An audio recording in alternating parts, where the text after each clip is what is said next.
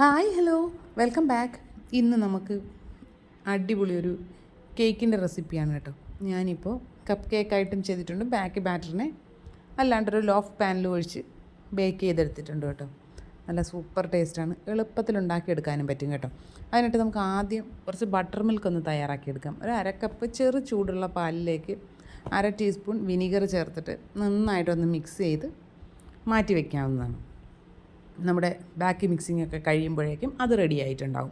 ഇനി നമുക്കൊരു ബൗളിലേക്ക് ഒരു അരിപ്പ വെച്ച് കൊടുത്തിട്ട് അതിലേക്കൊരു 1.25 കപ്പ് ഗോതമ്പ് മാവാണ് കേട്ടോ ചേർക്കുന്നത്. മൈദയല്ല, കുറച്ച് ഹെൽത്തി ആയിക്കോട്ടെ. അതിലേക്ക് 1.25 ടീസ്പൂൺ ബേക്കിംഗ് പൗഡർ ചേർക്കുന്നുണ്ട്.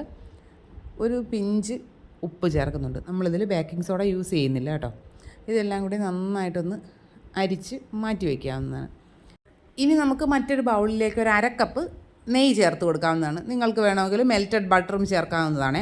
അത് നന്നായിട്ടൊന്ന് ബീറ്റ് ചെയ്തതിന് ശേഷം അതിലേക്ക് ഒരു 1/4 കപ്പ് പഞ്ചസാര ഞാൻ ചേർത്ത് കൊടുക്കുന്നുണ്ട്.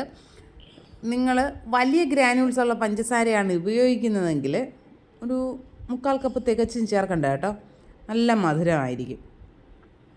ഇനി ഇത് രണ്ടും കൂടി നന്നായിട്ടൊന്ന് ബീറ്റ് ചെയ്തെടുക്കാവുന്നതാണ്. നിങ്ങൾക്കിത് മിക്സിയുടെ ജാറിൽ ചെയ്താലും മതി കേട്ടോ. ഇനി ഇതെല്ലാം കൂടി നന്നായിട്ടൊന്ന് മിക്സ് ചെയ്ത് കഴിയുമ്പോൾ ഇതിലേക്ക് 2 മുട്ട ചേർത്ത് കൊടുക്കണം. ഓരോ മുട്ട വീതമാണ് ചേർക്കേണ്ടത്. ആദ്യം ഒരു മുട്ട ചേർത്ത് അതിലേക്ക് ഒരു 1/2 ടീസ്പൂൺ വാനില എസൻസ് കൂടി ചേർത്ത് കൊടുത്ത് നന്നായിട്ടൊന്ന് ബീറ്റ് ചെയ്തെടുക്കുക. വീണ്ടും ഒരു മുട്ട കൂടെ ചേർത്ത് കൊടുത്ത് നന്നായിട്ട് ബീറ്റ് ചെയ്യുക. 2 മുട്ടയും ചേർത്ത് നന്നായിട്ട് ബീറ്റ് ചെയ്ത് ഇതൊന്ന് മിക്സായി കഴിയുമ്പോൾ നമുക്ക് നമ്മുടെ ഡ്രൈ ഇൻഗ്രീഡിയൻസ് കുറേശ്ശെ ആയിട്ട് ചേർത്ത് കൊടുക്കാം. ഡ്രൈ ഇൻഗ്രീഡിയൻസ് ചേർത്ത് ഒന്ന് മിക്സാക്കി കഴിഞ്ഞതിന് ശേഷം നമ്മൾ നേരത്തെ ബട്ടർ മിൽക്ക് തയ്യാറാക്കിയല്ലോ, ആ ബട്ടർ മിൽക്കിൽ നിന്ന് കുറേശ്ശെ ഒഴിച്ച് കൊടുക്കുക. അങ്ങനെ നമുക്കൊരു 2-3 തവണയായിട്ട് ഇടവിട്ട് ഇത് ഓരോന്നും ചേർത്ത് കൊടുത്ത് നന്നായിട്ട് മിക്സ് ചെയ്ത് എടുക്കാവുന്നതാണ് കേട്ടോ. ഓവർ മിക്സ് ചെയ്യാതെ ഒരു സൈഡിലേക്ക് മാത്രം മിക്സ് ചെയ്ത് എടുക്കാവുന്നതാണ്. വീഡിയോസൊക്കെ കാണുന്ന കൂട്ടുകാർക്ക് ഇഷ്ടമാകുന്നുണ്ടെങ്കിൽ ചാനലൊന്ന് സബ്സ്ക്രൈബ് ചെയ്ത് സപ്പോർട്ട് ചെയ്യണം കേട്ടോ.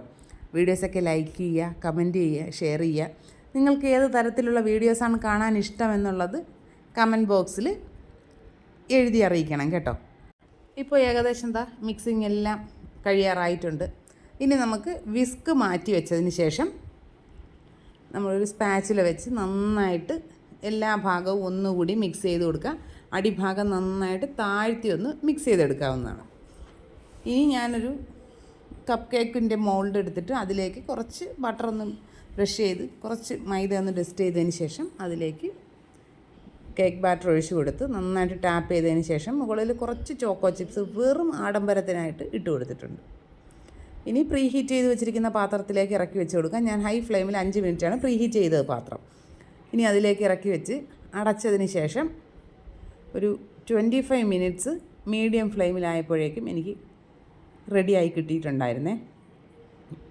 ആ കുക്കിംഗ് ടൈമൊക്കെ നിങ്ങളുടെ അടുപ്പിൻ്റെയും ആ ഒരു ഫ്ലെയിമിൻ്റെ ചൂടനുസരിച്ചുമൊക്കെ വ്യത്യാസമായിരിക്കും.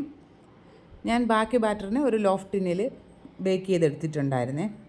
നന്നായിട്ട് ചൂടാറിയതിന് ശേഷം നമുക്കൊരു പാത്രത്തിലേക്ക് തട്ടി കൊടുക്കാവുന്നതാണ്.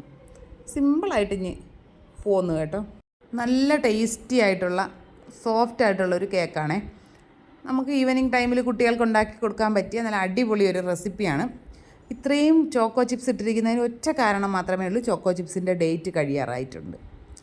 അപ്പോൾ വീഡിയോസൊക്കെ ട്രൈ ചെയ്ത് നോക്കുക. ഇനി നമുക്ക് മറ്റൊരു അടിപൊളി വീഡിയോ ആയിട്ട് ഉടനെ തന്നെ കാണാം. അതുവരെ ബൈ.